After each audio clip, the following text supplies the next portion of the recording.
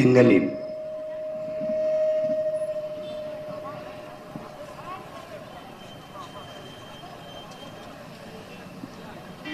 உயிரோடும் உணர்வோடும் கலந்து வாழுகின்ற என் அன்பு சொந்தங்கள் அனைவருக்கும் வணக்கம்.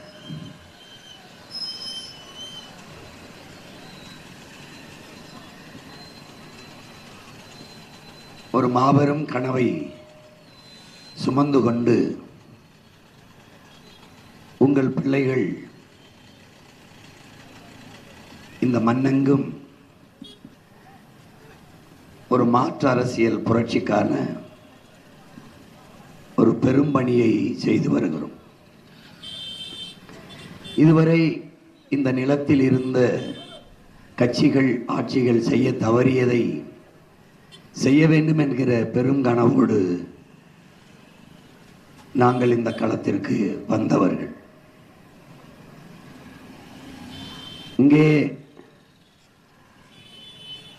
பணம் இருக்கிறவர்கள் தான் அரசியல் செய்ய முடியும் என்கிற நிலையை உருவாக்கி வைத்திருக்கிறார்கள். அப்படி என்றால் போராடி பெற்ற உருவாக்கிய மாண்புமிக்க ஜனநாயகம் என்னவாகும் என்பதை என் அன்பு சொந்தங்கள் யோசித்து பார்க்க வேண்டும். உழைக்கும் மக்களுக்கான அரசியலோ அதிகாரமோ ஒருபோதும் இருக்காது. பணம் முதலீடு செய்யப்படுகிற போது அங்கே மக்களுக்கான சேவை செத்து போய்விடும். முதலீட்டாளன் லாப தேவைதான் மேலோங்கி நிற்கும். அப்போது நாடு மக்களின் நலன் என்பதெல்லாம் வெற்று பேச்சாய் போய்விடும். அதனால்தான் இந்த எல்லா வளங்கள் இருந்தும் இன்றும் நம் நாடு வளர்ச்சி என்பதை வெறும் சொல்லில் மட்டும் வைத்துக்கொண்டு கடன் வளர்ச்சியை மட்டுமே வளர்ச்சியாக காட்டுவதற்கு காரணம் அதுதான். உலகெங்கிலும் மிக சின்ன சின்ன நாடுகள், நமக்கு அருகில் இருக்கிற சிங்கப்பூர் அல்லது கியூபா மாதிரி நாடுகள் எல்லாம் ஒரு சில வளங்கள் தான் வைத்திருக்கிறது. ஒரு கடல் அல்லது கரும்பு அல்லது மாடு, கரும்பு இந்த மாதிரி தான் வைத்திருக்கிறது. இதை வைத்துக்கொண்டு அந்த நாடுகள் கல்வியை, மருத்துவத்தை, மின் உற்பத்தி விநியோகத்தை, சாலை ஓடுதல் பராமரித்தலை, போக்குவரத்து நடத்துதலை எல்லாவற்றையுமே அரசை வைத்துக்கொண்டு மக்களுக்கு சரியாக கிடைக்கும்படி செய்கிறது. ஆனால் நம் நாட்டில் எல்லா வளங்களும் இருக்கிறது. மனித அறிவாற்றல், மனித உடல் ஆற்றல், மண்ணின் வளம் எல்லாம் இருக்கிறது. கடல் இருக்கிறது, மலை இருக்கிறது, காடு இருக்கிறது, ஆடு இருக்கிறது, மாடு இருக்கிறது, கரும்பு இருக்கிறது, வாழை, தென்னை, பனை எல்லாம் இருக்கிறது. ஆனாலும் மீள முடியாத வறுமை, ஏழ்மை, வேலை இல்லாத திண்டாட்டம், பசி, பட்டினி. நம் நாட்டின் மக்கள் தொகையில் 28-30 விழுக்காட்டு மக்கள் இரவு உணவில்லாமல் தூங்கச் செல்கிறார்கள். பல கோடிக்கணக்கான பச்சிளம் குழந்தைகள் பசியோடு படுக்க செல்கிறார்கள். இங்கே நம் தமிழ்நாட்டில் தமிழ்நாடு தேர்வாணையத்தில் தேர்வு எழுதிவிட்டு 70 லட்சம் இளைஞர்கள் வேலை இல்லாமல் காத்திருக்கிறார்கள். 3500 வேலை வாய்ப்பு, அதுக்கு 50 லட்சம் பேர் தேர்வு எழுதுகிறார்கள். படித்து தேர்வு எழுதிய ஆசிரியர் பெருமக்கள் பணி நியமனத்துக்காக காத்திருக்கிறார்கள். பகுதி நேர ஆசிரியர்கள் முழு நேர பணி நிரந்தரம் கொடுங்கள் என்று வேண்டி வீதியில் நிற்கிறார்கள். ஒரு அடிப்படை கூட நிறைவேற்றப்படவில்லை. வேளாண்குடி மக்கள் விளைய வைக்கிற நெல்லை உரிய விலையை கொடுத்துள்ளது, அகவிலையை கொடுத்து கொள்முதல் செய்து சேமித்து வைக்க ஒரு சேமிப்பு கிடங்கு கூட இல்லாத நாடாக இந்த நாடு இருக்கிறது. இதில் எத்தனை அநீதிகள், முறையற்ற நிர்வாகங்கள் நம்மளை சுற்றி நடந்தாலும் அதை பற்றி கவலைப்படாத என் மக்கள் ஏன், எதற்கு என்று கேள்வி எழுப்பாத மக்களாக நாம் நின்று கொண்டிருக்கிறோம். நமக்கு சேவை செய்ய வருகிற வேட்பாளர் எதற்காக நமக்கு காசு தர வேண்டும் என்ற கேள்வியை எப்போது என் மக்கள் எழுப்ப போகிறார்கள்? காசை கொடுக்கிறவன் ஒரு முதலீட்டாளன் 30 கோடி இந்த தொகுதிக்கு செலவழிக்கிறான் என்றால் அவன் அந்த 300 கோடி எடுத்துக்கொள்ளலாம், அல்லது மந்திரியானால் 30,000 கோடி 3,000 கோடி சம்பாதித்துக் கொள்ளலாம் என்கிற நம்பிக்கையில் தான் முதலீடு செய்கிறான். அப்ப மக்களுக்கான சேவை எங்கே இருக்கும்? எதற்காக இந்த ஆட்சியாளர்கள் இவ்வளவு இலவச அறிவிப்புகளை செய்கிறார்கள்? நல்ல ஆட்சி கொடுத்தால் மக்கள் தாங்களாகவே வாக்கை தருவார்களே, எதற்காக? எதற்காக நாங்கள் வந்தால் 1 லிட்டர் எண்ணெய், 1 கிலோ பருப்பு, ஃப்ரிட்ஜு தாரம் 8000 தருகிறோம், 10,000 கொடுக்கிறோம், ஏன் சொல்ல வேண்டும்? ஏன் சொல்ல வேண்டும்? ஒரு நல்ல தலைவன், ஒரு நேர்மையான ஆட்சி, ஒரு நல்ல ஆட்சி என்பது எப்படி? 1000 ரூபாய் கொடுத்தீர்கள் மகளிருக்கு, அடுத்த ஆட்சிக்கு வரும்போது 1000 ரூபாய் அவர்களை ஈட்டிக் கொள்கிற வாய்ப்பை கொடுப்பதான் ஆட்சி. அடுத்து நாங்கள் வந்தால் 2000 தருவோம் என்பது எது மாதிரியான ஆட்சி முறை? எது மாதிரி? இதில் இழக்கிற பணம் 950 கோடியை இழக்கிறீர்கள். ஆசிரியர்கள் சம்பள உயர்வு கேட்டு நிற்கிறார்கள், வெறும் 150 கோடிக்கு கொடுத்து விடலாம். அப்ப அறிவை வளர்க்கக்கூடிய ஆசிரியர் பெருமக்களை வீதியில விட்டுவிட்டு இப்படி தேவையற்ற இலவசம் என்று மக்களுக்கு அறிவித்து நாட்டை 10.5 லட்சம் கோடி கடனில் நிறுத்தி 1 லட்சம் கோடி வட்டியை கொண்டு கட்டி கொண்டிருக்கிறது இந்த நாடு. எவ்வளவு ஒரு முறையற்ற நிர்வாகம்! இது எங்கே போய் நிற்கும்? சரி, இந்த 5 ஆண்டில் 10.5 லட்சம் கோடி வந்தால் 8000 ரூபாய்க்கு டோக்கன், மகளிருக்கு 2000, அவர் வந்தால் மகளிருக்கு 2000, அவர் வந்தால் 10,000 ஃப்ரிட்ஜ். இதில் எல்லாம் இழக்கிற பணத்தை எங்கிருந்து எடுப்பீர்கள்? மறுபடியும் மக்களிடம்தான் எடுப்பீர்கள். சகிக்க முடியாத வரியை சுமத்தி திருப்பி பறிப்பீர்கள், இல்லை கடன் பெறுவீர்கள். கடன் எதை காட்டி பெறுவீர்கள்? என் மக்களின் நலத்தை, வளத்தை, மண்ணின் வளத்தை, நாட்டை இடமான வைத்து பெறுவீர்கள்.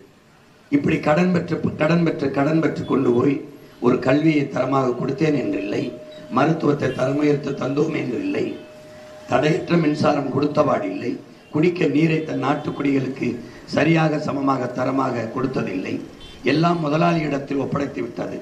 கல்வி, தரமான கல்வி நீ தனியாரிடம் படித்துக்கொள், மருத்துவம் தனியாரிடம் பெற்றுக்கொள், மின் உற்பத்தி அது தனியார், சாலை ஓடுதல் பராமரித்தல் தனியார், போக்குவரத்து தனியார், தண்ணீர் விற்பனை தனியார், எல்லாம் தனியார், எல்லாம் முதலாளிகளின் லாபப் பொருளாக மாறிவிடுவது.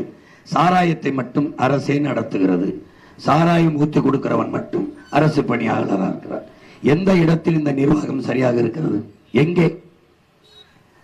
நாம் ஏற்றுக்கொண்ட பொருளாதார கொள்கை அவ்வளவு ஆபத்தானதாக இருக்கிறது. தனியார் மயம், தாராளமய, உலகமய பொருளாதார கொள்கையில் நாடு ஒரு சந்தையாகிவிட்டது. உலகமே சந்தையாகிவிட்டது. நம் நாடு அதிக மக்கள் தொகை கொண்ட நாடு என்பதால் பெருத்த சந்தையாகிவிட்டது.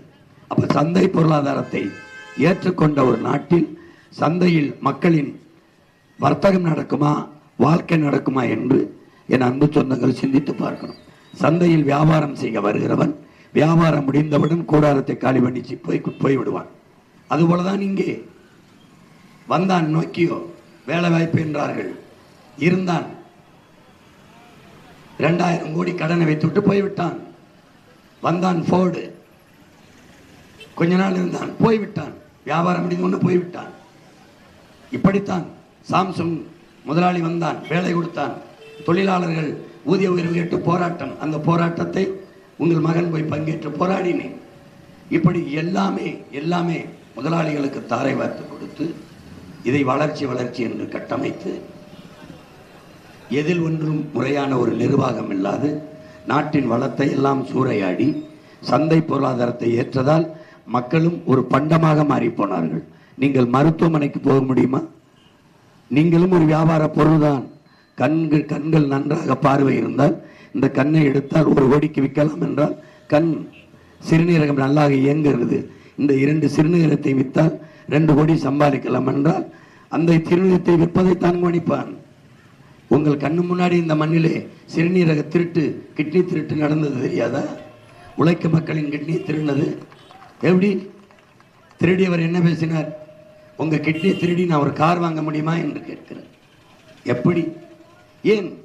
சந்தை உயிரை காக்கும் மருத்துவம், அறிவை வளர்க்கும் கல்வி, உலக உயிர்களின் உயிர் தேவையா இருக்கிற உயிர் பாலாக்க நீர், சந்தை ஒரு பண்டம். வாங்கி தண்ணீரை குடிக்கிறீர்கள். எத்தனை நாளைக்கு குடிச்சு விட முடியும்? அரசுக்கு கிடைக்காத, நம்ம ஆத்தாள பணம் கிடைக்காத தண்ணீர் முதலாளிக்கு மட்டும் எப்போதும் கிடைக்கிறது. எப்படி? அது குடிக்கிற தரத்தில் இருக்கிற நீர் என்று யார் உறுதி தருவது? அது தண்ணீர் என்று யார் சொல்வது? எப்படிப்பட்ட கொடுமையான ஒரு நாடாக மாறிவிட்டது பாருங்கள். உள்நாட்டு வெளிநாட்டு உள்நாட்டு பெரும் முதலாளிகள் உற்பத்தி செய்கிற பொருள்களை வாங்கி நுகர்கிற மந்தைகளாக மாறிவிட்டோம். கையில் வைத்திருக்கிற அலைபேசி சாம்சங் சீனாவுடையது, கையில் வச்சிருக்கிற ஐபோன் அமெரிக்காவுடையது. அதில் உள்ளே போடுகிற சிம் கார்டு அது ஒரு முதலாளியோடது, அது ஏர்டெல். இந்த மாதிரி நிறுவனங்களோடையது. இப்படி ஒவ்வொரு முதலாளி, அம்பானியோடது அந்த இன்னொரு சிம் கார்டு முதல்ல ஃப்ரீ ஸ்கீம்னு கொடுப்பான், நீ 3 மாதத்துக்கு சும்மா தாரேம்மா அட்டையை பயன்படுத்தும்மா. கால கொடுமை. நம்ம இந்த முதலாளிகள் உற்பத்தி செய்கிற பொருளை வாங்கி நுகர்கிற மந்தைகளாக மாற்றி நிறுத்தி இருக்கிறார்கள். இது ஒரு ஆட்சி முறை, இது ஒரு வாழ்க்கை. எப்படி இருக்கிறது சொல்லுங்க? எது ஒன்று சரியாக இருந்திருக்கிறது? எது ஒன்று? ஒரு அடிப்படை கட்டமைப்பை கூட இத்தனை ஆண்டுகளில் இந்த ஆட்சியாளர்கள் நிறைவேற்றவில்லை. ஒரு அடிப்படை, ஒரு நாட்டின் குடிகளுக்கு நல்ல கல்வி. ஆனால் நல்ல கல்வி எங்கே இருக்கு? தனியார் பள்ளி கல்லூரியில் இருக்கு. நல்ல மருத்துவம் எங்கே இருக்கு? தனியார் மருத்துவமனையில் இருக்கு. அப்ப அரசு மருத்துவமனை எதுக்கு? யாருக்காக? தண்ணீர் எங்க இருக்கு? தண்ணீர் முதலாளிகள் இருக்கு. அப்பலோ, கிண்லி, மினரல்னு எவன் வேணும் விற்கிறான். அந்த முதலாளி எங்க இருக்கான்? தெரியாது, தெரியாது. இப்ப இந்த ஒரு அடிப்படை கட்டமைப்பை கூட தராமல் ஒவ்வொரு முறையும் ஆட்சிக்கு வர வேண்டியது. எப்படி மக்களின் வாக்கை பறிப்பது என்பதையே குறியாக இருப்பது. மகளிருக்கு 1000 ரூபாய் கொடுத்தால் பெண்கள் வாக்கை கவர்ந்து விடலாம். படிக்க போற பெண்களுக்கு 1000 கொடுத்தால் அந்த இளம் பெண்கள் வாக்கை எடுத்து விடலாம். படிக்க போற மாணவர்களுக்கு 1000 ரூபாய் கொடுத்தால் இளைஞர்களின் வாக்கை எடுத்து விடலாம். இப்படித்தான் இந்த அரசு குறிவிக்கதை ஒழிய, படிக்க போகும்போது 1000 3 ஆண்டுகள் படித்து முடித்து விட்டால் 1000 யார் கொடுப்பா? அப்ப அந்த படிப்புக்கு ஏற்ற வேலை கொடுக்கணும். அந்த வேலை யார் கொடுப்பா? அதை யார் கொடுப்பா?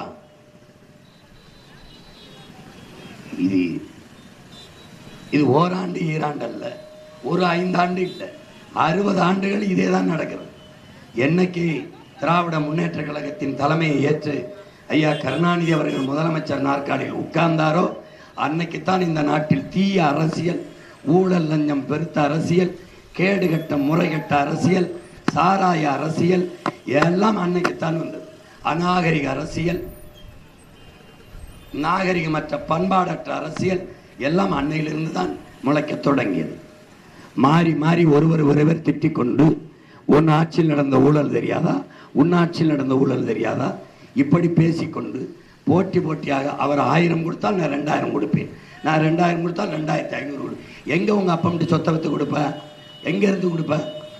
உங்க அப்பங்காசில் கொடுப்பியா இல்லை எங்க ஆத்தாளப்பங்காசில் இருந்து கொடுப்பியா? எங்க இருந்து கொடுப்ப?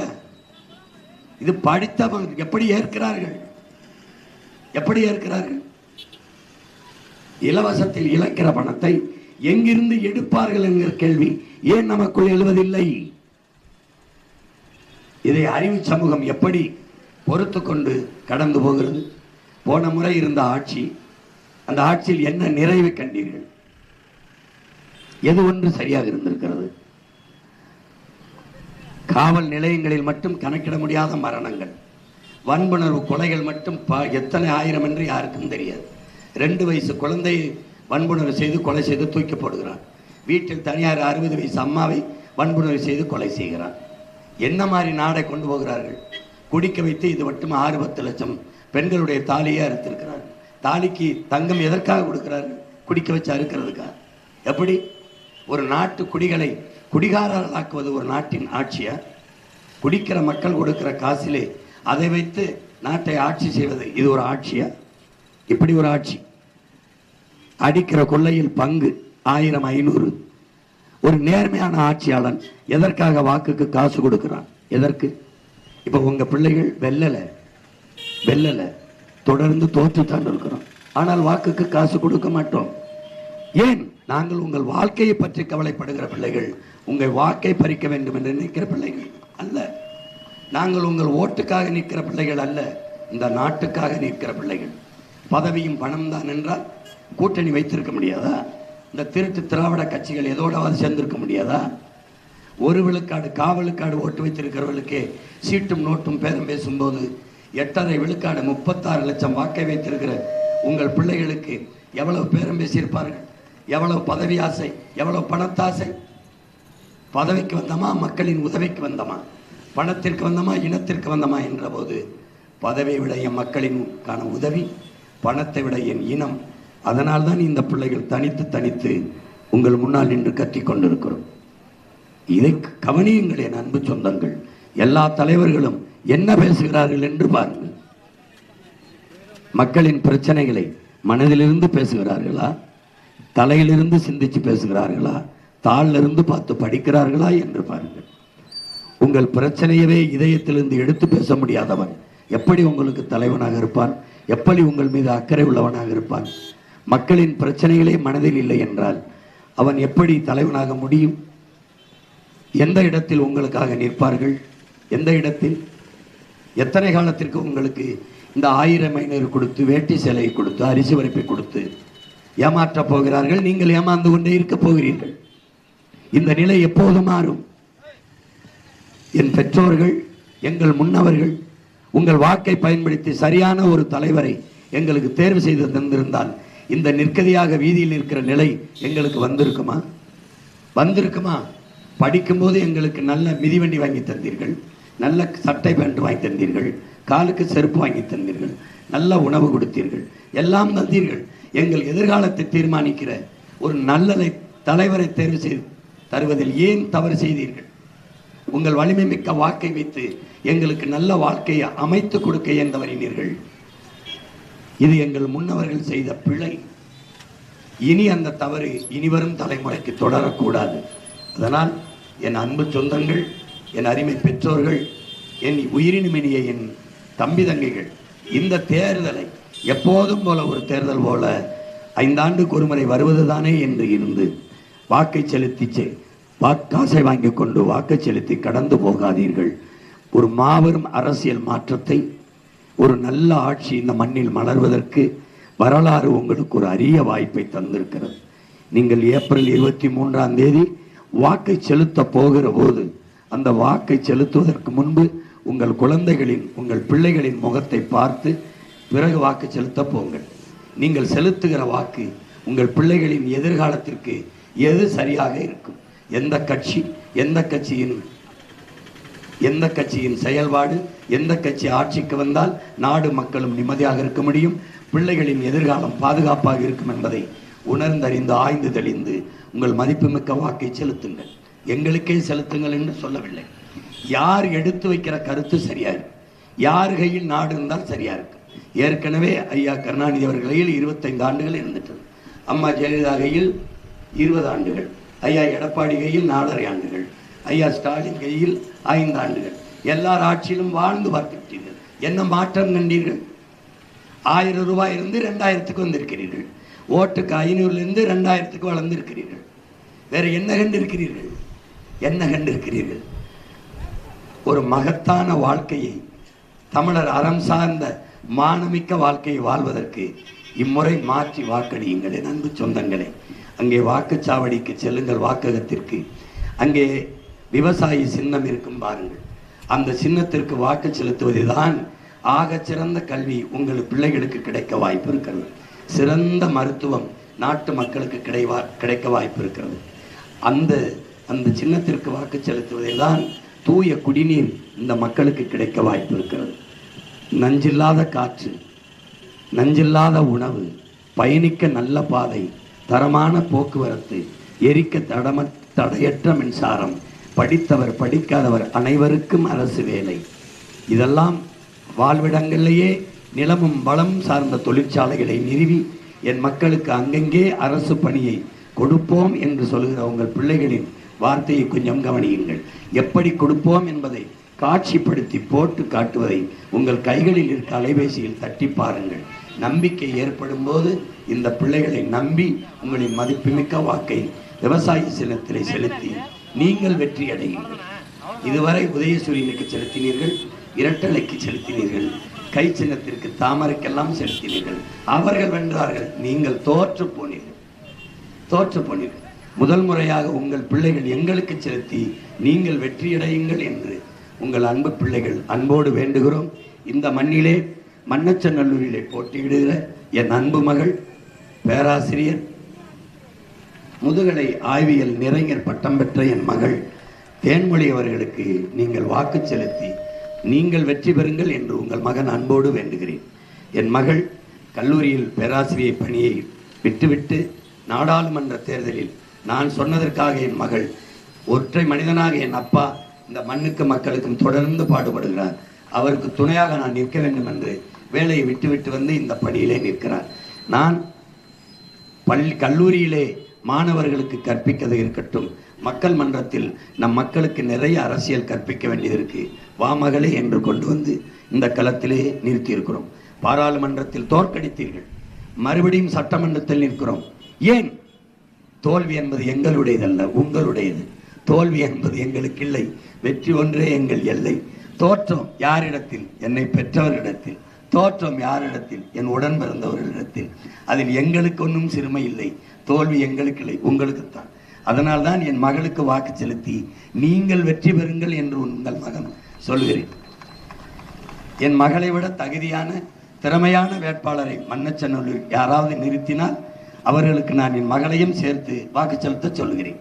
இல்லை அவர்தான் சிறந்த வேட்பாளர், இல்லை உங்கள் மகன் எடுத்து வைக்கிற இந்த அரசியல் கருத்துகள் கோட்பாடுகளை தாண்டி ஒருவர் இந்த மண்ணுக்கு மக்களுக்கும் சிறந்த கருத்தை சிறந்த தத்துவத்தை முன்வைத்தால் சொல்லுங்கள், நானும் சேர்த்து அவருக்கே வாக்கு செலுத்துகிறேன். எனவே காசை முன்னிறுத்தாது சிறந்த கருத்தை முன்னிறுத்து, கோடிகளை கொட்டாது ஆகச்சிறந்த கொள்கையை முன்னிறுத்தி அரசியல் செய்கிற உங்கள் பிள்ளைகள் எங்களை கவனியுங்கள். உலகெங்கும் மாறுதல்கள் மன்னர்களாலோ மந்திரிகளாலோ ஜமீன் திவான்களாலோ புரட்சிகள் நிகழ்ந்ததில்லை. நம்மை போல எளிய பிள்ளைகளால் தான் மக்களால் தான் புரட்சி நிகழ்ந்திருக்கிறது. அப்படிப்பட்ட மகத்தான புரட்சியை நிகழ்த்த காலம் உங்களுக்கு ஒரு வாய்ப்பை தருகிறது. அதுதான் ஏப்ரல் 23 நீங்கள் செலுத்த போகிற வாக்கு. அந்த வாக்கை விவசாய சின்னத்தில் தொட்டு செலுத்துங்கள். மாபெரும் மகத்தான மாற்றத்தை இம்மண்ணில் நிகழ்த்துங்கள். அது மன்னச்சநல்லூர், அதிலே என் மகளின் வெற்றியிலிருந்து தொடங்கட்டும். உலகம் நம்மை திரும்பி பார்க்கட்டும். வாக்குக்கு ₹1 கொடுக்காமல், இலவச அறிவிப்புகள் இல்லாமல், எளிய பிள்ளைகள், மந்திரியின் மகன், அமைச்சரின் மகன், எம்எல்ஏ எம்பி மகன் என்றில்லாது எளிய பிள்ளைகள் நின்றார்கள் வென்றார்கள் என்று வரலாறு பதிவு செய்யட்டும். சரித்திர சாதனையாக நிகழட்டும். எனவே மன்னச்சநல்லூரில் வாழ்கிற என் அன்பு சொந்தங்கள், உங்கள் மதிப்புமிக்க வாக்கை என் மகள் தேன்மொழிக்கு செலுத்தி நீங்கள் வெற்றி பெறுங்கள். புரட்சி எப்போதும் வெல்லும். நம் வெற்றி அதை சொல்லும். நம் இலக்கு ஒன்றுதான், இனத்தின் விடுதலை. இனம் ஒன்றாவோம், இலக்கை வென்றாவோம். தமிழ்தாய் வாழ்க, தலைவர் பிரபாகரன் வாழ்க. நாம் தமிழர். இங்கே முசிறி சட்டமன்ற தொகுதியிலே போட்டியிடுகிற இளங்கலை வணிக மேலாண்மை கற்ற என் தங்கை பாக்கியலட்சுமிக்கு நீங்கள் வேளாண்குடி மகன் விவசாய சின்னத்திலே வாக்கு செலுத்தி நீங்கள் வெற்றி பெற வேண்டும். உங்களுக்கு எங்கள் பிள்ளைகள் உங்கள் பிள்ளைகள் எங்களுக்கு தருகிற அதிகாரம் உங்களின் அதிகாரம். நாங்கள் மக்களிடமிருந்தே மக்களுக்காக வந்தவர்கள், மந்திரி வீட்டிலிருந்து வந்தவர்கள் அல்ல, உங்களிடமிருந்து வந்த பிள்ளைகள். ஆனால் அம்பேத்கர் அதிகாரம் மிக வலிமையானது என்கிறார். அதை படித்த உங்கள் பிள்ளைகள் அந்த அதிகாரம் எம் மக்களுக்கானது என்ற கோட்பாட்டோடு இந்த களத்திலே நிற்கிறோம். எனவே மக்களெல்லாம் சேர்ந்து மக்களுக்கான அதிகாரத்தை உருவாக்குவதுதான் மக்களாட்சி. அப்படிப்பட்ட மகத்தான மாண்புமிக்க மக்களாட்சி இந்த மண்ணில் மலர, கேடுகட்ட பணநாயகம் ஒழிந்து மாண்புமிக்க ஜனநாயகம் வாழ, தீய ஆட்சி முறை ஒழிந்து தூய ஆட்சி முறை இந்த மண்ணில் மலர, என் அன்பு சொந்தங்களே, என் தங்கை பாக்கியலட்சுமிக்கு வாக்கை செலுத்தி முசிறி தொகுதியில் வெற்றி பெற வைத்து நீங்கள் வெற்றி பெறுங்கள் என அன்போடு உங்கள் மகன் வேண்டுகிறேன். புரட்சி என்பது ஒரு தலைகீழ் மாற்றம். மாற்றம் என்பது சொல்லல்ல செயல். மாறுவோம், மாற்றுவோம். இது மாற்றத்திற்கான எளிய மக்களின் புரட்சி. வணக்கம்.